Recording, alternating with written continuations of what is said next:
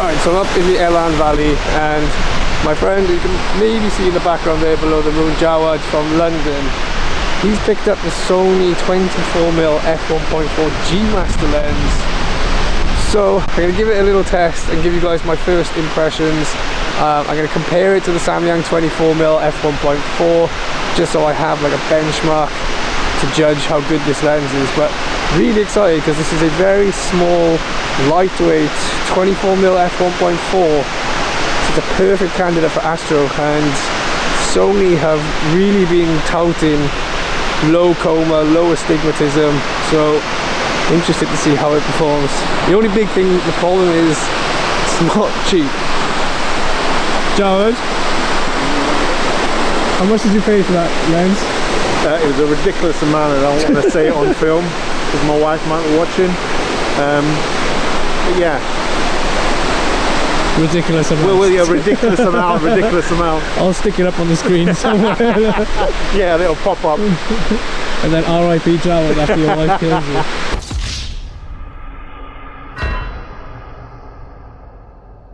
I proceeded to take some test shots, and with both lenses I took 3 shots at exactly the same settings but refocused at infinity each time. The problem with f1.4 is that you have a very thin depth of field, and so you have very little room for error, and I wanted to make sure that I had comparable results to take home. First impressions though, this lens is incredibly small, it's incredibly lightweight, especially for an f1.4 lens.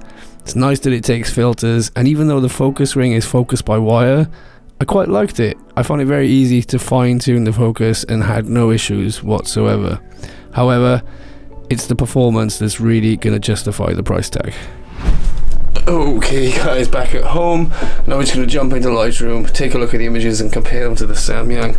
I'm just going to stick you guys there. Alright guys, jumping straight into it. I'm going to keep the Sony on the left and the Samyang on the right. This is shot at f1.4. The first thing I noticed was that the Sony is a little bit wider. It's got a wider field of view than the Samyang. I'm not sure which one is the more true 24mm. My hunch is that the Sony is a little bit wider than 24mm, but I'll have to do some slightly more scientific testing to answer that. The other thing I first noticed is that the center of the frame seems to be brighter on the Sony, but the vignetting seems to be a bit stronger, especially in the extreme corners. However, I kind of expected the vignetting to be a lot worse because the Sony lens is so much smaller, and it's got a much smaller front element as well. But it's held up quite well against the Samyang, which is physically bigger, which surprises me. I was kind of expecting the light transmission to be really bad, and for it to not really feel like an f1.4 lens, but this is a good start. And we're going to take a look at the center sharpness. Now, the Sony is razor sharp, even at f1.4, and especially if you look at this weather vane, which, you know, a very thin, sharp edge. You'd expect to see, you know, chromatic aberration, all those kind of things, but very sharp. Resolution's great. I mean, if you look at the Samyang image is barely usable. And before you say this is out of focus, I can assure you it's not. As I said, I took 3 different shots at different focus planes, and I'm pretty sure this is in focus. It's just that the Samyang is very inherently soft at f1.4. The stars in the center of the Sony, so you've got a little bit of this orange chromatic aberration, this color fringing, and maybe a little bit of spherical aberration as well, which I don't mind because it makes bright stars look a little bit bigger and still round, so I don't mind that. But otherwise, pretty sharp, very good performance in the center. You can see the Samyang is just totally unusable. And as we come up to the edge, there's this bright star here. The aberration is obviously a lot worse on the Samyang. The Sony shows a bit of chromatic aberration and maybe some astigmatism as well. I'm not 100% sure. But it's not huge, but it's definitely there, and that's 1.4. As we come right up to the corner, you can definitely see some little wings on these stars, but again, with regard to the overall size of the frame, very, very small, and that's barely going to be noticeable in time lapses and sort of still images online. That's pretty damn good performance at f1.4. I definitely haven't seen a 24mm f1.4 perform this well at 1.4. This is phenomenal. I mean, it's not perfect, but the idea of a perfect lens is, you know, a long way away. This is pretty damn good. But the sharpness and resolution, even at 1.4, look at the detail in these wet rocks. So, I mean, very sharp, high resolution, detailed images at f1.4. That's a good sign. And definitely the kind of performance I was expecting to see given the price tag. Jumping into f2 now, and again, I've got the Sony on the left and the Samyang on the right. You can see that the Sony is still retaining some heavy vignetting, but not, you know, undealable. It's not a deal breaker just because it is heavier than the Samyang. Don't let it put you off. There are way worse lenses than this. But the Samyang definitely seems to have a bit of a better light transmission, especially because of the lower vignetting. But let's jump into the center. And again, the Sony is very easily outperforming the Samyang. Super sharp, razor sharp. Again, if you look at this weather vane, that should show you the difference. Nice, high resolution, detailed, sharp. That's what I want to see. And the stars in the center. Chromatic aberration seems to have gone down a little bit. The spherical aberration seems to have gone down a little bit. This bright star now definitely looks a lot more round, and the aberration is definitely improved. That's a good sign.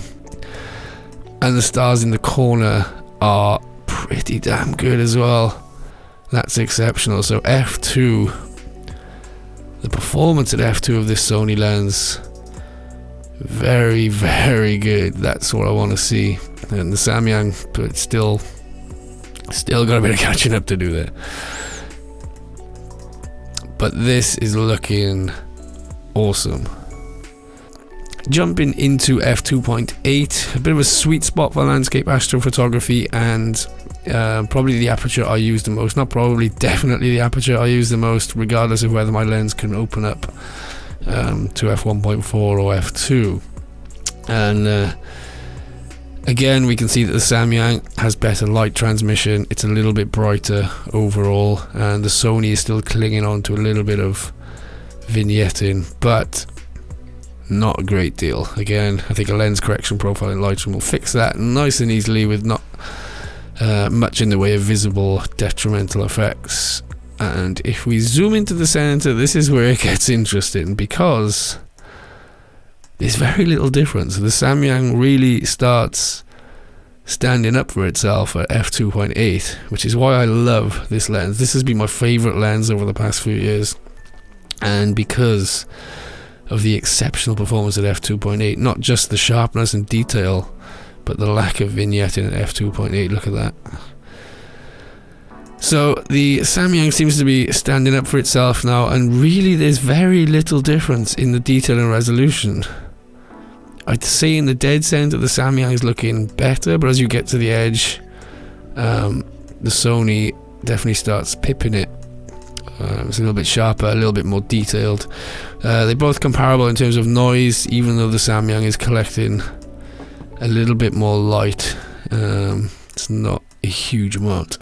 The stars in the middle, the Sony's looking pretty near perfect. There's still a little tiny bit of chromatic aberration around the edge of these stars, but one press of a button in Lightroom and that will be gone. And yeah, as we go closer to the edge, you can see that the Samyang's starting to lose its sharpness and the aberrations are getting worse, but the Sony is still remaining near perfect. The bright star, that did have some strong aberrations at f1.4, and which was slightly better, well, it was considerably better at f2, is now looking nearly perfect. Nearly perfect. It's not quite perfectly round, but it's looking exceptionally better. I mean, when you compare it to the Samyang as well, the Samyang is still struggling a little bit and could do with being stepped down. As we get right into the corner, the Sony is looking pretty damn exceptional. I mean, that is awesome. Samyang, very soft, still got some wings on the stars. But it's worth noting that this Samyang is a Canon mount on a Sony body using a Sigma MC11, so that's already a bit of a disadvantage for it. It does perform better on Canon bodies. So the Sony is looking pretty damn good. I mean, razor sharp at f1.4 and f2. F2, the aberrations are a lot better controlled, but f1.4 is still very usable. I would still happily take images and time lapses at f1.4 using this Sony lens. So that's some really exceptional performance. First impressions are that it has potential to be the best lens for landscape astrophotography that's ever been made. That's a big statement, and I'll talk a little bit more about that. But I also took some shots shooting directly into the moon with the Sony just to check for some flaring, and this was f1.4, and as you can see, there's no crazy rings, there's no mad colors or ghosts and stuff everywhere. There is, however, a little red ghost right next to the moon, but that's so easily fixable. And I mean, f1.4 directly into the moon, as far as I'm concerned, that's pretty exceptional performance. Stepping down to f2, that red ghost is still there. Again, nothing anywhere else in the frame that I can see.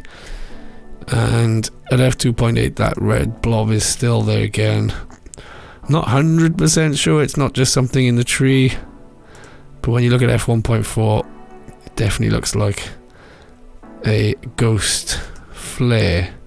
So flare resistance is also looking pretty damn good. Not hugely important in landscape astrophotography, but as you can see, you might have the moon in your frame, or a bright light source, so it's good to know that it's very flare resistant. Now lastly, I just wanted to double check the aberration performance, so I put Pleiades in the top corner, because there are some pretty bright stars in Pleiades. And at f1.4, yes, there's a bit of chromatic aberration. I'm not 100% sure if there's astigmatism going on there, maybe a mix of tangential and sagittal. I'm not 100% sure, but definitely some chromatic aberration. You can see the blue sort of colours around the edge of the stars. But at f1.4, that's so good. That's so usable. So usable. I would take images at f1.4, especially time lapses. When you stopped under f2, doesn't seem to be a great deal of improvement, but f2.8, things definitely seem to improve, especially the size of the stars are a lot better. There's still a little bit of chromatic aberration coming off the back end, but that f1.4 performance, not perfect, but very impressive. So this is a really exciting lens. I mean, 24mm is easily my favorite focal length for landscape astrophotography. It's so versatile. If it's not wide enough, you can just take a panorama. So first impressions, it's incredibly small, incredibly lightweight, takes filters, it's razor sharp even at f1.4. The aberration and coma performance at f1.4 is usable. Detail is excellent. Flare resistant is excellent. So, yeah. I got one. I ended up buying one. I got quite lucky in that the stocks are quite low at the moment. It's quite a new lens. Sony haven't made that many. So it's quite difficult to find stock. But I got quite lucky in that one appeared on Facebook Marketplace secondhand from a person who was literally a 10-minute drive from my house, so I couldn't miss that opportunity. I mean, as I mentioned, 24mm is my most used focal length, and as landscape astrophotography is my job, I'm just trying to justify this to myself. So why did I buy this lens? I mean, my vlogs, 90% of the footage of my vlogs is filmed at 24mm f1.4. As you can see, the Samyang performance at f1.4 was pretty awful, but I'm forced to use it to get the brightness for you guys to be able to see me working under the stars. So it's kind of a vlogging lens. It's an exceptionally expensive vlogging lens, but it's a lot more than just a vlogging lens. The usability at f1.4 and at f2 will be highly useful in time-lapsing, so you can bring down the shutter speed. So instead of doing 20 seconds for each photograph in the time-lapse, I can do 5 seconds maybe. Get pretty noise-free, professional looking results, and the movement of things like the clouds, any water or stars will be a lot slower and smoother and a lot more cinematic. And for stills in general, even just shooting at f2 will allow me to reduce the shutter speed a little bit, so I get less star trailing, and still some pretty noise-free images. So very exciting lens, and as I mentioned, it definitely has potential to be what I would consider the best lens ever made for landscape astrophotography. And that is a huge statement, but it's a question, it's a statement that I can only confirm over time. So now I'm going to use this lens. Expect to see a full review at some point in the future. Make sure to hit subscribe if you don't want to miss that. And if you're going out to enjoy the night sky anytime soon, I wish you good luck and clear skies.